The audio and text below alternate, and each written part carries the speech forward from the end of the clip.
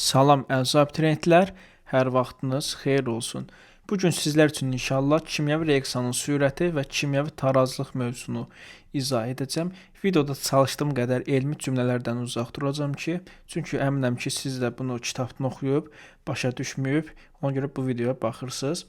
İndi başlayaq kimyəvi reaksiyanın sürəti nəyə deyilir uşaqlar? Biz bilirik ki, reaksiya daxil olan və reaksiya nəticəsində alınan maddələr var uşaqlar. Təbii ki, bu reaksiya daxil olandan sonra müəyyən bir zaman keçəndən sonra bunların qatılığı azalır. Elə biz buna sürət deyirik uşaqlar. Düstur necədir? V bərabərdir.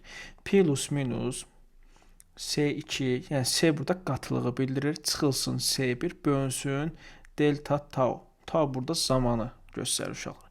İndi bunun qrafik üzrə başa salın. Məsələn üçün, fərz edək ki, belə bir qrafik verib və bizə verib A maddəsi.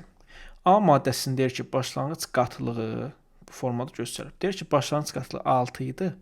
Sərf olunub düşüb 3-ə. Hansı zamanda? Tutaq ki, deyək 30 saniyə ərzində əzlərim. İndi bizə deyir ki, burada A-nın sürətini hesabla. Necə hesablayacağım? V bərabərdir. Qatılıqlar fərqi bölünsün hansı zamandasa ona. İndi qatılıq əvvəl neçə olub? 6. Neçəyə düşüb əzim? 3-ə. Bölərəm hansı zamanda düşüb? 30 saniyə ərzində. Bölərəm 30-a taparam ki, sürət. Tapdım ki, sürət burada 1/10-dir. Yəni tapdığım bu 1/10 A-nın sürətidir. A-ya görə sürət olub 1/10.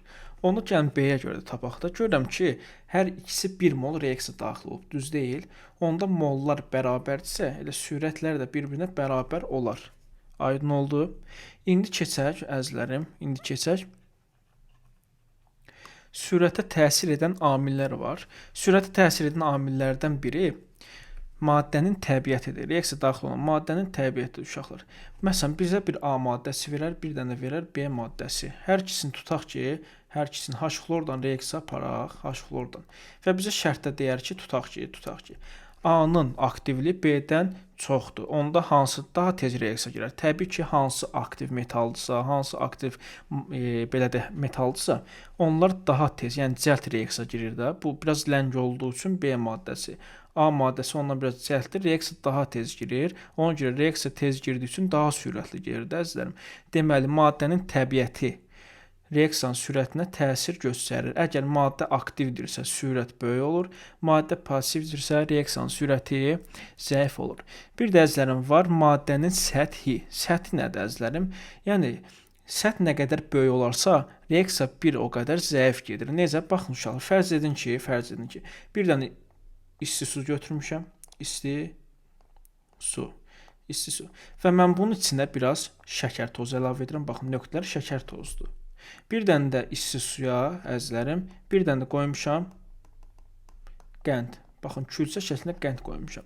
Təbii ki, gündəlik həyatımızda görmüşük ki, bunların daha çox hansı tez həll olur? Yəni, şəkər daha tez həll olur. Çünki niyə? Səthinin sahəsi xırda olduğu üçün bu daha tez əriyir, daha sürətli reaksiya girir. Düz deyil. Amma külçə qənd tutaq ki, isti suda şəkər 1 saniyə ərir, amma qənd əriyir 10 saniyə tutaq ki. Deməli, səth nə qədər böyük olarsa, reaksiyanın sürəti bir o qədər zəif olur. Səth nə qədər kiçik olarsa, bir o qədər reaksiya sürətlə baş verər. Məsələn üçün, alüminium verər.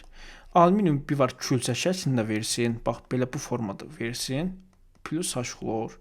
Bir də var, baxın, xırda bu şəkildə versin. Təbii ki, hansı daha sürətli reaksiya daxil olar? Bu, xırda şəklində olanda səthin sayısı kiçikdir. Reaksiya xırda olduğu üçün, belə deyək, H-xlor onun ətrafına daha tez təsir edir və daha tez aşındırır, yəni reaksiya aparır. Ona görə səthi nə qədər kiçikdirsə, reaksiya bir o qədər böyük, səthi nə qədər böyükdürsə, reaksiyanın sürəti bir o qədər kiçik olur əzizlərim. İndi keçək həcmin və təzyiqin təsirinə. Təzyiqi və həcmi bir çox uşaq daha doğrusu qarışdırır, başa düşmür kitabını oxuyanda. İndi bunu əyan dildə izah edir uşaqlar. Fərz edin ki, bir dənə stəkan, yəni gündəlik istifadə etdiyimiz stəkan götürürəm. Bunun üzərinə uşaqlar hidrogen qazı və oksigen qazı əlavə edirəm. İndi mən deyirəm ki, bunu üstdən biraz təzyiqdən sıxıram. Bax, təzyiq edirəm, tutaq ki, aparatdan təzyiq sıxıram üstdən. Təbii ki, mən bunları üstdən təzyiq eləsəm, bunlar bir-birinə neynə daha sıx olacaq da, daha yaxınlaşacaq. daha çox yaxınlaşırsa, bunlar reaksiya sürəti nə edəcək? Daha tez reaksiya girəcək və reaksiya sürətli gedəcək də. Çünki bunlar iç-içə keçir, molekullar bir-birinə daha yaxındır. Ona görə bunların reaksiya baş vermə sürəti artacaq. Amma mən təzyiqi azaltsam, bax burada artırmışam. Amma təzyiqi azaltsam nə edəcək? Bunların əvvəlki vəziyyətinə qayıdacaq. Tutaq ki, təzyiq artıranda yenə 2 saniyə baş versə, təzyiq azaldığında baş verəcək tutaq ki, 5 saniyə. Çünki niyə? Təzyiq azaltdım ki, bunların molekulları bir-birindən aralandı və bunlar görüşənədək biraz məsafə, təbii ki, zaman keçir. Bu da reaksiyanın sürətini zəiflədir əzizlərim. Deməli, həcm artdıqca reaksiyanın sürəti artır, həcm azaldıqca reaksiyanın sürəti azalır. Düz mütənasibdir əzizlərim. İndi keçək. Deməli, daha doğrusu təzyiq artdıqca reaksiyanın sürəti artır, təzyiq azaldıqca reaksiyanın sürəti azalır. İndi həcmin təsirinə baxaq uşaqlar. Həcmin təsiri, məsələn, bir dənə qab götürürəm yenə, bir stəkan qab. Yenə buna əzizlərim, hidrogen və oksigen qazı əlavə edirəm. Bir dənə də böyük qab götürürəm. İndi məntiqdən düşünək. Burada eyni miqdarda hidrogen və oksigen qazı əlavə edirəm. İndi məntiqdən düşünək. Görək bunların hansına daha tez baş verər reaksiya.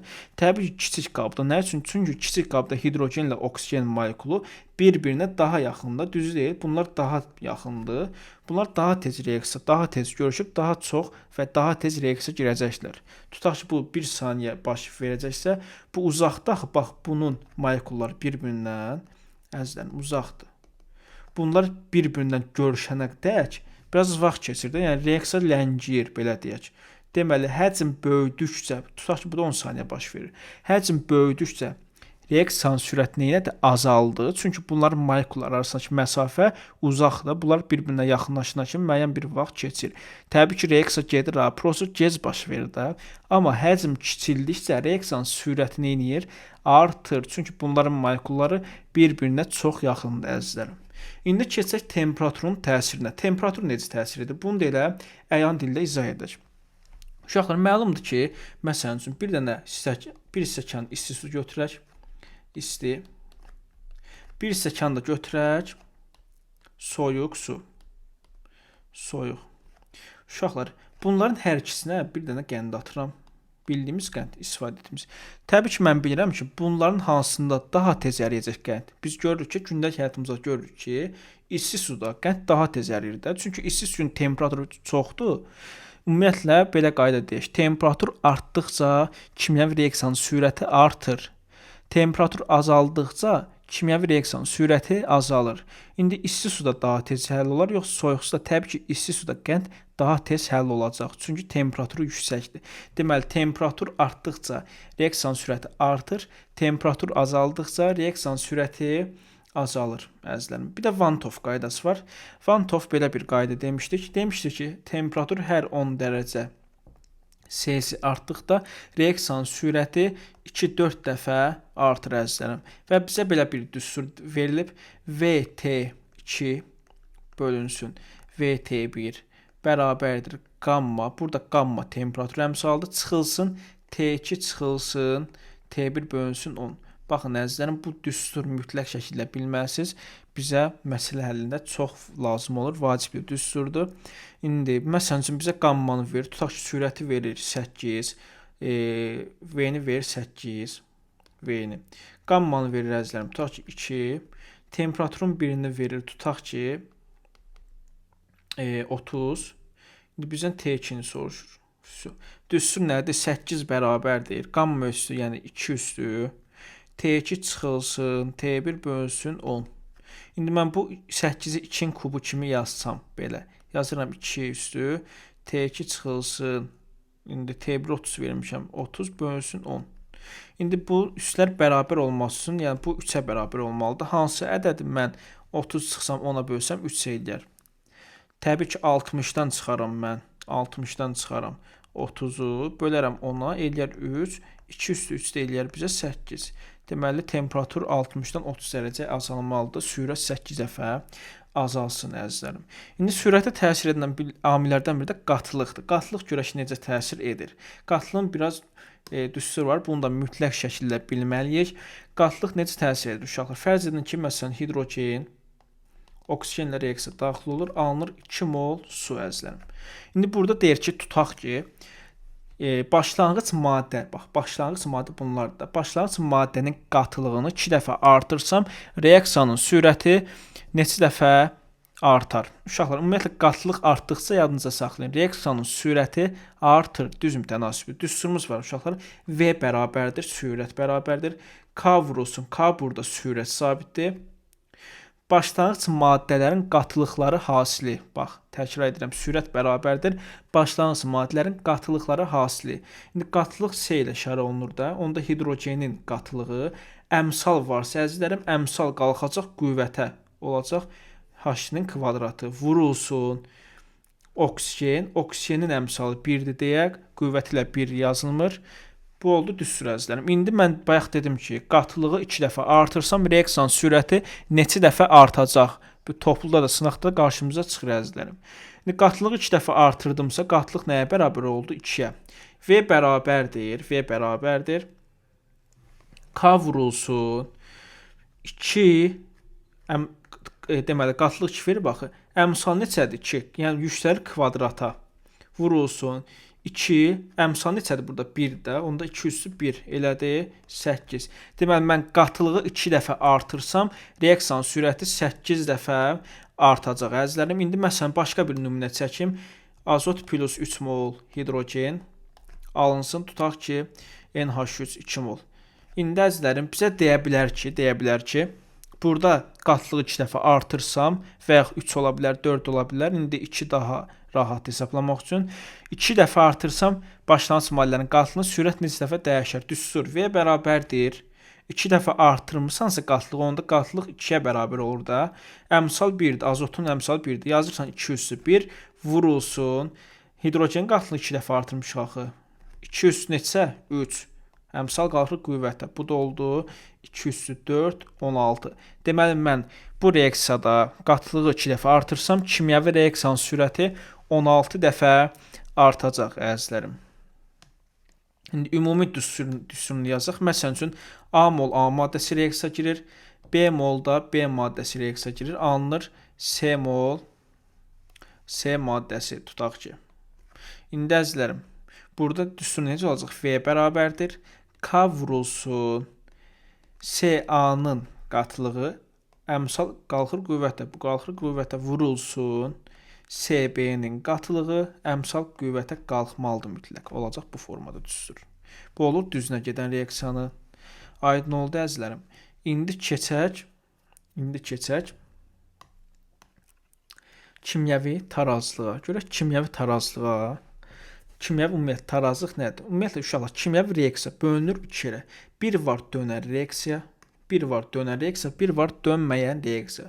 Ümumiyyətlə uşaqlar, dönər reaksiyanın işarəsini bir çoxumuz görmüşük.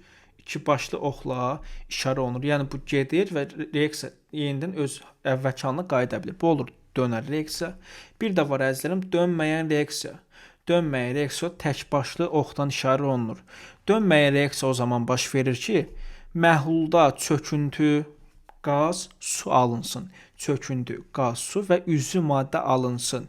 Aydın oldu. Məsələn, çöküntüyə ən məşhur çöküntülər sulfat çöküntüsüdür. Uşaqlar, məsələn üçün, kalsium SO4, baryum SO4, stronsium SO4, gümüş SO4 və s. əzizlərim. Bir də var qurğuşun SO4. Əgər bunlar məhlulda yaranmışsa, bu artıq olur dönməyən reaksiya. Çünki bunlar çöküntüdür, əvvəlki halına qayıda bilir. Məsələn, gümüş xloriddə yaza bilərəm, bu da çöküntüdür. Gümüş xlorid. Əgər bunlar alınırsa reaksiya nəticəsində, deməli bu olur dönməyən reaksiya. Dönər reaksiya nədir? Məsələn üçün, yazıram bir çoxumuz reaksiyalarda görürük də topluluqda. Tutaq ki, bir dəqiqə. Bu nə deməkdir əzizim? Görürəm ki, burada azotla hidrogen reaksiya girir. Alınır nə? Amonyak. Yenidən bu amonyak parçalanır nəyə? N2-yə və hidrogenə. Bu olur dönər reaksiya uşaqlar. Biz bu dönər reaksiya, bax dönər reaksiya, bu oxa biz deyirik adı üstündə, yəni düz oxda. Bu gedir düzünə reaksiyanın sürəti V, düzünə gedən reaksiyanın sürəti. Bu isə əzizlərim olur oxun əksinə getdiyi üçün olur əksinə gedən reaksiyanın sürəti əzizlərim. V əksinə. olur düzünə və əksinə gedən reaksiyanın sürəti. İndi əzizlərim, tarazlıq nəyə deyilir? Baxın uşaqlar, baxın. Qrafik üzrə göstərirəm. Diqqətlə qulaq asın. Baxın əzizlərim, bu işarə, qrafikdəki bu işarə. Bu işarə bizə göstərir düzünə gedən reaksiyanın sürətini V düzünə. Və yaxud da buna birləşmə reaksiyası da deyə bilərik. V düzünə gedən reaksiyanın sürəti. Bu sıfırdan qalxan isə, bax bu sıfırdan qalxan olur. V əksinənin sürəti əzizlərim. Yəni V əksinə gedən reaksiyanın sürəti. Baxın əzizlərim, baxın buradakı xətt var, düz xətt. Bu da olur tarazlıq halı. Burada tarazlı görsən, burada bərabərləşib də ki, burada onda V düzünə bərabər olur V əksinəyə. İndi əzizlərim nə deməkdir bu? Təsəvvür edin ki, sürət burada 4-dür. Burada sıfırdan qalxıb da, təbii ki, qrafik sıfırdan başlayıb. Burada təsəvvür edin ki, burada 2-dir. İkisinin ortaq nöqtəsi. Əzizlərim, baxın, reaksiya zamanı elə bir an gəlir ki, düzünə gedən reaksiyanın sürəti, əksinə gedən reaksiyanın sürəti bir-birinə bərabər olur. Biz buna deyirik tarazlıq halı. Baxın, düzünə gedən reaksiyanın sürəti, əksinə gedən reaksiyanın sürətinə bərabər olur. Biz buna deyirik tarazlıq halı. Baxın, əzizlərim, V əksinə tutaq ki, sıfırdan qalxıb 1/1, 1/2 bu formada. Deməli, V düzünə də düşüb, 4-dən yavaş-yavaş düşüb, hər ikisini inib 2-də tarazlaşıb, yəni bir-birinə bərabərləşib. Buna biz deyirik kimyəvi tarazlıq. Bu mütləq şəkildə bilməlidir uşaqlar. Bir də kimyəvi tarazlıqda tarazlıq sabitinin düsturu var əzizlərim. İndi gəlin məsələn o düsturu biz sizdən çıxardıq. A mol A maddəsi, B mol B maddəsi reaksiya daxil olub. Tutaq ki, alınıb, bax dönər reaksiyadır. Dönər reaksiya. Alınıb tutaq ki, C mol C maddəsi, D mol da D maddəsi. Baxın əzizlərim, bu dönər reaksiyadır. Yəni bu düzünə gedən reaksiyanın sürətidir. Bu əksinə gedən reaksiyanın sürəti əzizlərim. İndi baxaq. İndi bayaq nə demişdik? Demişdik ki, qatlıqdan sürətin düsturu düzdür. Düzünə gedən reaksiyanı, bax bu düzünə gedən V düzünə, bu V əksinə düz deyil. Düzünə gedən reaksiyanın sürətini bayaq necə hesablamışdıq qatlıqdan əlaqə? V bərabərdir V düzünə yazaq da bura. V düzünə bərabərdir. Başlanğıc maddələrin qatlığı asili. K vurulsun C A-nın qatlığı vurulsun CB-nin əmsal qalxıq qüvvəti. CB-nin qatlığı. İndi keçək V əksinə əzizlərim. V əksinə nəyə bərabərdir? V əksinə, bax diqqətlə qulaq asın. V əksinə bax budur da. Yəni bu AB girib CD alınıb. İndi CD parçalanır yenidən AB-yə əzizlərim. Yenə reaksiya daxil olub, daha doğrusu AB maddəsi alınır. Onda bunun qatlığı nəyə bərabərdir? Sürət daha doğrusu K vurulsun C D-nin qatlığı əmsal qalxıq qüvvətə vurulsun C deməli C-nin qatlığı. İndi biraz yerləri dəyişib düşdü. Aha. İndi əzizlərim, mən bunu tərəf-tərəfə bölsəm, bax tərəf-tərəfə bölsəm necə olacaq? Olacaq V düzünə bölünsün V əksinə. Bu da tarazlıq sabitinə bərabərdir. KT bərabərdir. V düzünə bölünsün V əksinə. Baxın əzizlərim, bu düstur mütləq şəkildə bilməlisiniz. Topluda buna aid məsələlər mövcuddur. KT nəyə bərabərdir? V düzünə bölünsün V əksinə əzizlərim. İndi burada düstur necə olacaq? Onda KT-nin düsturu KT bərabərdir. Məhsulun başlanğıc qatlığının asili bölünsün başlanğıc maddələrin qatlığı asili. Təkrar edirəm. KT nəyə bərabər oldu? Məhsulun qatlıqları hasili bölünsün başlanğıc maddələrin qatlıqları hasili. Onda necə olacaq? Bura bax. C-nin qatlığı əmsal qalxır qüvvətə vurulsun D-nin qatlığı bölünsün A-nın qatlığı vurulsun B-nin qatlığı. Bu düsturu bilməyiniz mütləqdir əzizlərim. Mütləq və mütləq şəkildə siz bu qaydanı bilməlisiniz. Bu iki düsturu bilməlisiniz. Buna aid məsələlər mövcuddur. KT nəyə bərabər oldu?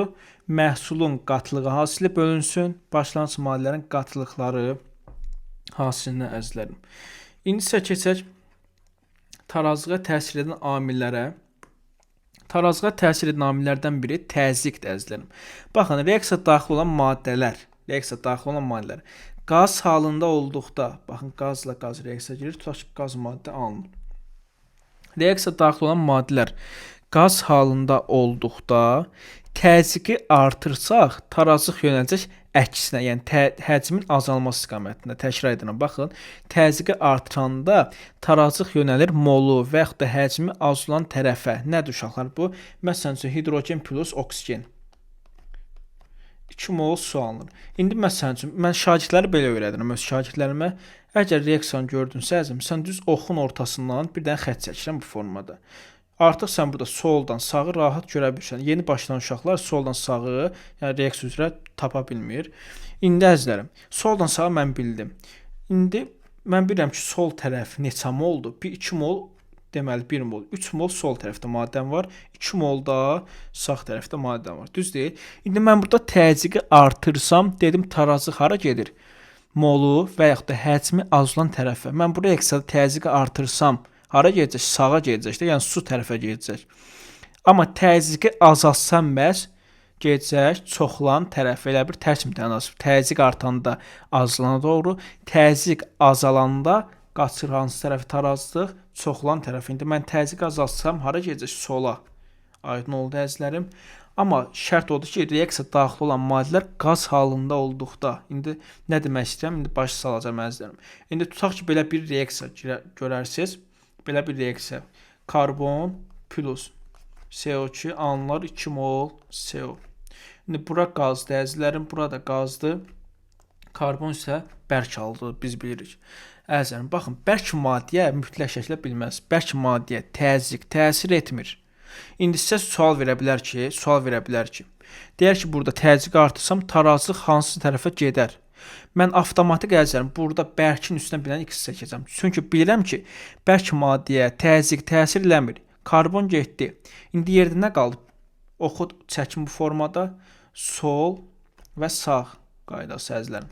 Mən bilirəm ki, solumda bir dənə CO2 vardı. Yəni 1 mol maddə var.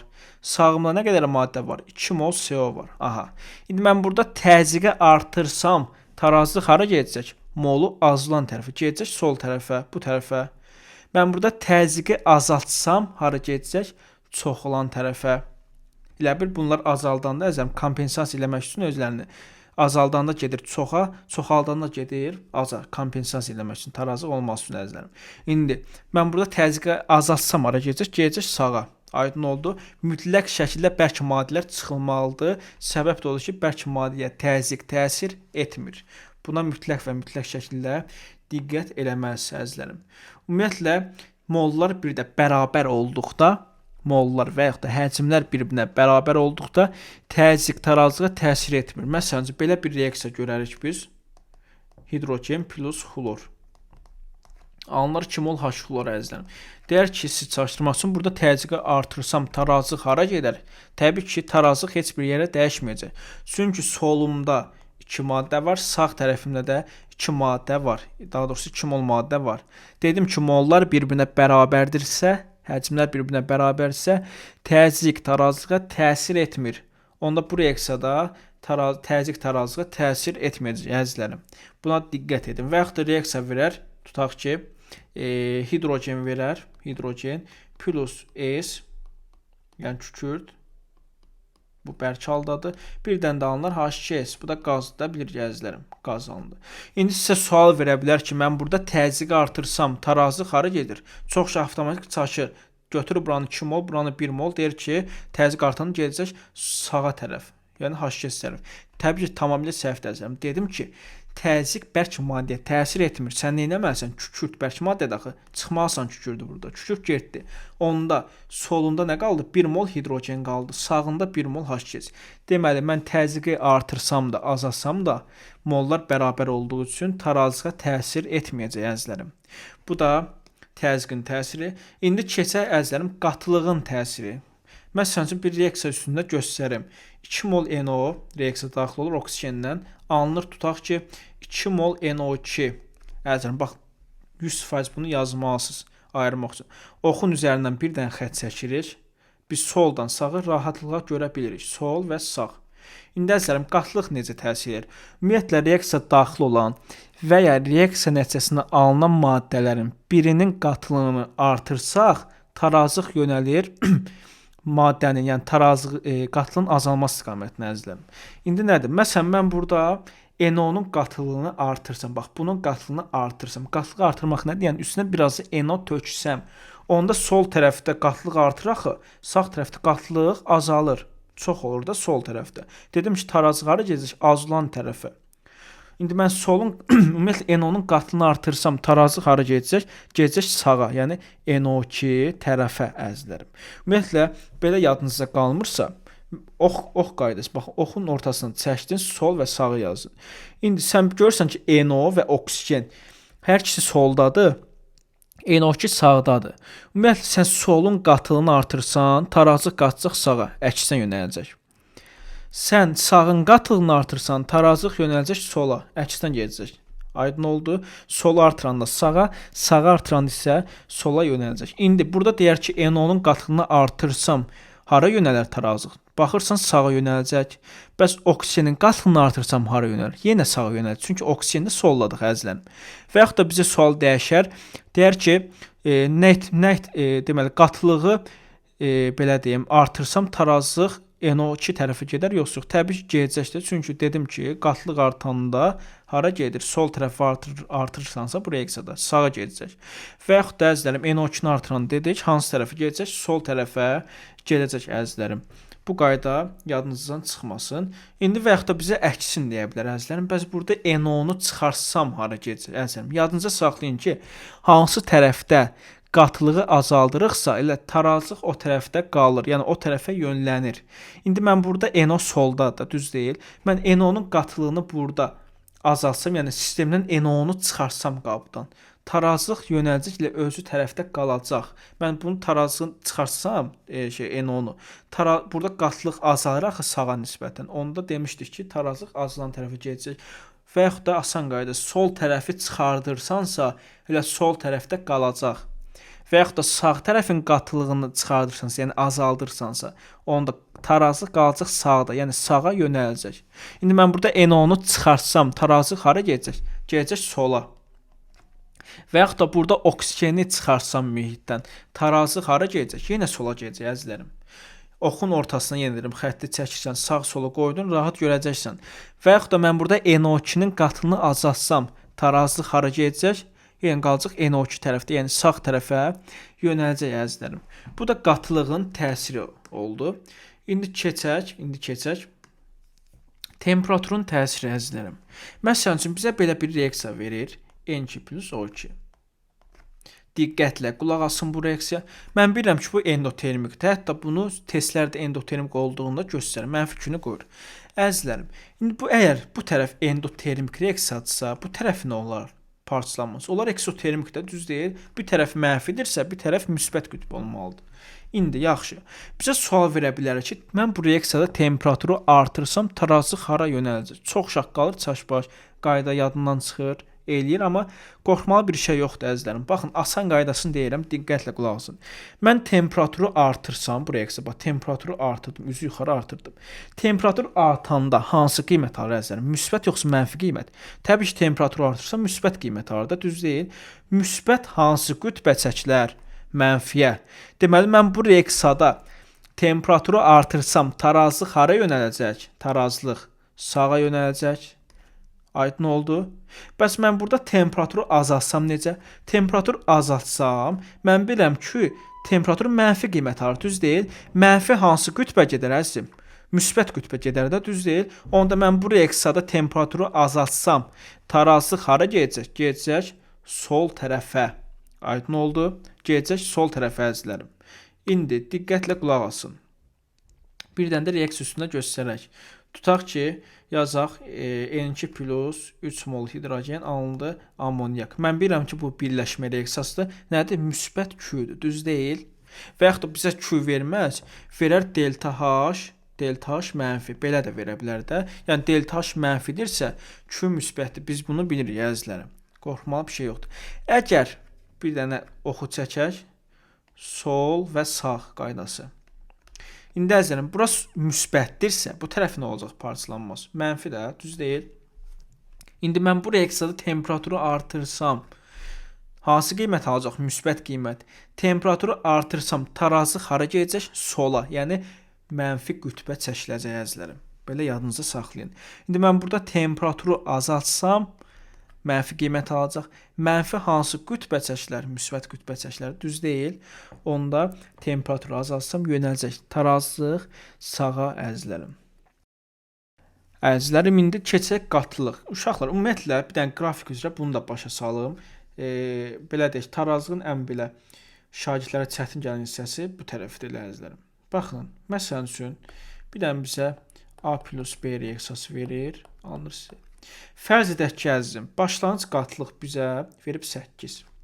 Ümumiyyətlə, bura baxın, bir dənə, baxın. Bu formada qrafik verib, bax, bu formada verib. Buranı da verib, səliqəli 4.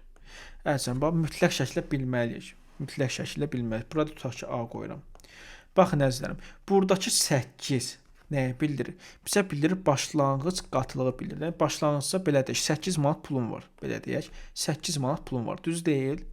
Bəs bax, buradakı məsafə nədir? Bax, buradakı məsafə. Bu da sərf olunan da. Sənin 8 manat pulun var idi.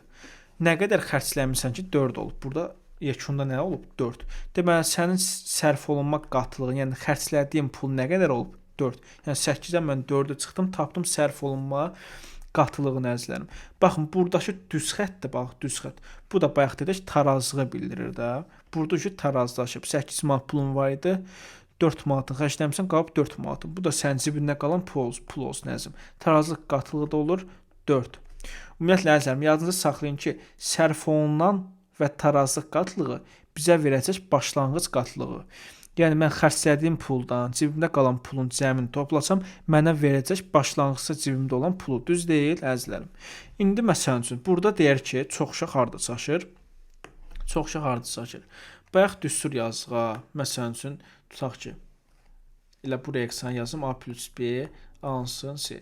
İndi burada tutaq ki, qatlığı verir, tarazlıq qatlığını, A-nın tarazlıq qatlığını verir, tutaq ki, nə bilim, 5.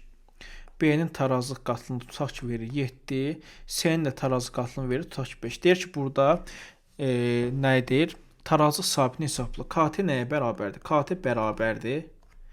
Məhsulun qatılığı bölünsün başlanğıc maddənin qatılığı hasılı, yəni C-nin qatılığı bölünsün A vurulsun B-nin qatılığı əzəm. Yadınızda saxlayın, düstura həmişə tarazlıq qatlığı qoyuruq. Başlanğıc sərf olunan yox. Tarazlıq qatlığı nədirsə, düstura biz onu qoyuruq. İndi C-nin daha doğrusu tarazlıq qatlığı neçədir? 5. A-nın tarazlıq qatlığı neçədir? O da 5. Bəs B-nin tarazlıq qatlığı 7. Deməli, burada tarazlıq sabiti neçə olacaq? Onda 2, daha doğrusu 7-də 1. Üzr istəyirəm, 7-də 1, əzizlərim. Aydın oldu. Tarazlıq sabitini tapdıq. 7-də 1. İndi və yaxud da bunun başqa bir versiyasını verir. Məsələn, bir reaksiya verir. N2 plus 3 mol hidrogen alınır 2 mol amonyak. İndi əzizlərim, bizə başlanğıc qatılığını verir və yaxud tarazlığı verir. Sərf olunan soruşur. İndi başa salacağım. Başlanğıc qatılıq, sərf olunan qatılıq. Bax, bu formada mütləq şəkildə yazmalıyıq əzizlərim. Çəkdik. İndi hər kəsi öz kubuna yerləşdiririk. Baxın uşaqlar, yerləşdirdik. Bir klaster dolduruq. Tutaq ki, bizə verib azotun başlanğıc qatılığının 6, hidrogeni verib, tutaq ki, verib 3. Bizə sərf olunanı verib, azotun sərf olunanı verib, tutaq ki, 4. 4 verməsin, bizə versin, tutaq ki, 3 versin. Rahat olsun hesablama, 3 versin. Başqa desinə vermir, əzizlərim. Burada deyir ki, tutaq ki, tarazlıq sabitini hesabla. İndi necə tapacam, əzizlərim? Bayaq nə dedim? Dedim, başlanğıc qatılıq nəyə bərabərdir? Tarazlıq qatılığına, başlanğıc qatılıq sərf olunanla, tarazlığın cəminə, düz deyil. Mən onda başlanğıcdan sərf olunanı çıxsam, nəyim qalır? Tarazım qalır. Onda burada neçədir tarazlıq qatılıq? Azotun tarazlıq qatılığı edəcək 3. Mən tapdım tarazlıq qatlığı 3. İndi əzizlərim, baxıram, görürəm ki, reaksiya 1-in 3-ə nisbətinə gəlib. Düzdür, 1-3, 2 nisbətində alınıb da, düz deyil. Görürəm ki, 1 mol azot reaksiyası daxil olanda nə qədər hidrogen reaksiyası daxil olub? 3 mol. Bəs burada 3 mol sərf olunub bax, yəni reaksiya daxil olub. Bəs 3 mol nə qədər sərf olunur əzizlərim? 9. Sən tapdın hidrogenin deməli sərf olunanın 9, düz deyil? İndi əzizlərim, buranı yazaq, tutaq ki 12 yazaq, burada düz getsin. 12 yazaq buranı. Aha. İndi əzizlərim, yenə baxırıq amonyaka görə. İndi 1 mol azot sərf olunanda nə qədər amonyak alınıb? 2. Bəs 3 mol sərf olunsa nə qədər alınır? 6. Deməli, yadınızda saxlayın, başlanğıc maddənin qatlığı həmişə 0 olur. Onda biz tapdıq ki, 3 mol azot sərf olunsa 6 mol nə alınır əzizlərim? Amonyak. Burada tarazlıq tapaq. Hidrogen görə 12-dən çıxarıq 9-u taparıq 3. Düz deyil. Tarazlıq qatılarını tapdıq. İndi düstur nə idi? KT-nin düstur. KT bərabər deyir. Məhsulun tarazlıq qatlığı bölünsün başlanğıcın tarazlıq qatlığı hasili. Məhsul nədir? NH3-ün 2 olduğu üçün kvadrat qalxır yuxarı. Azot vurulsun. 3 mol hidrogen var. Bu da qalxır qüvvəti kub olaraq. İndi əzizlərim, tarazlığı neçə tapmışıq amonyakda? 6. Yazırsan 6-nın kvadratı bölünsün nəyə? Azot neçədir burada? 3. 3 vurulsun. Elə 3 üstü 1 yazaq, çaşmayasınız. Vurulsun neçə? 3-ün kubu. Bu neçə eləyir? 3 üstüdür 81. Bu da eləyir 36. İndi tam rəqəm alınmır. Bu da gedər tutaq ki 12-də neçə? 27. Bu da hətta gedər 4-ün 9-a. 9-a 4. Tam rəqəmlər alınmır. Özümdən deyirəm məsələn, ona görə uşaqlar. Bu cür həll edirik. Bu cür həll edirik. Və yaxud da yazar tutaq ki yenə 2 mol CO plus oksigen alınır 2 mol SO2. Yenə yazırıq başlanğıc qatlıq, sərf olunan qatlıq, tarazlıq qatlığı. Bu formada yazdıq. Tutaq ki verər bizə 10-6 verər, buram verər 10-4. Deyər ki oksigen sərf olunma qatlığı tutaq ki 10-2-dir. Qalanlarını siz tapın əzizlərim. Yenə baxın, sən başlanğıcdan sərf olunan çıxsan tapacaqsan tarazlığı. Oksigen tarazlığını tapdın 10-2. İndi CO-nu tapaq sərf olunan. Görürsən ki 2 mol CO reaksiyaya daxil olunur. Yəni sərf olunanda nə qədər oksigen sərf olunur? 1 mol. Bəs 10-2 mol sərf olunur baxıb burada. 10-2 nə qədər sərf olunur? 10-4. Deməli sən CO-nun da deməli sərf olunma qatını tapdın 10-4. Düz deyil əzizim. Keçək karbon qazını tapaq. Görürəm ki əzizim 2 mol CO reaksiyaya daxil olanda nə qədər CO2 alınır? 2 mol düz deyil.